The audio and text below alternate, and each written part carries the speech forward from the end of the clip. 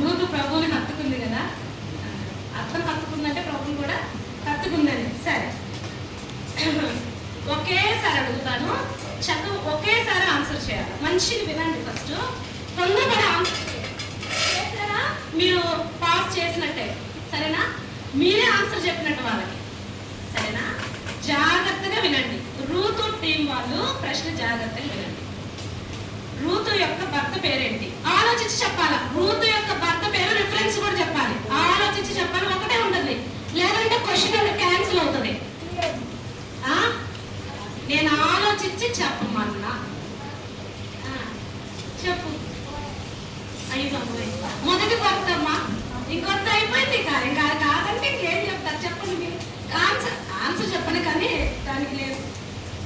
చెప్పండి, ఎక్కడుంది రిఫరెన్స్ చెప్పండి. రూతు గ్రంథంలోనే ఉంది. ఎక్కడుంది రిఫరెన్స్ చెప్పండి. అది రూతు టీం వాళ్ళు. అదన్నా చెప్తే చెప్పిన వాళ్ళకి ఇస్తాం. రాంగ్.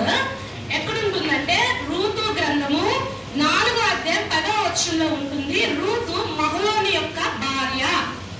మళ్ళా చెప్తాను వినండి. రూతు గ్రంథము 4వ అధ్యాయం 10వ వచనంలో ఉంది.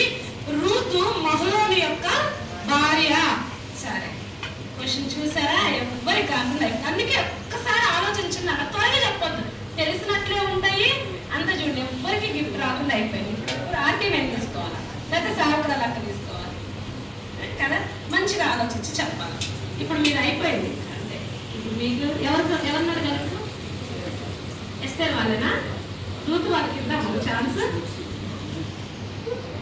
గట్టిగా చెప్పండి. ఓకే, ఆలోచించి చెప్పాలి, లేదంటే మళ్ళా క్యాన్సిల్ చేస్తాం. ఆంటీ గారే మాట్లాడతారు, అంటే నా మీద మన కోపం పెట్టుకోలేదు. సరే, రిబ్కా దాది పేరేంటి?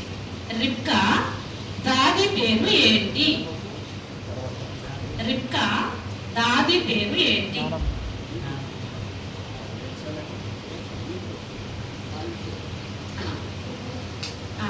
ఎక్కడుంది రిఫరెన్స్ అని చెప్పదు.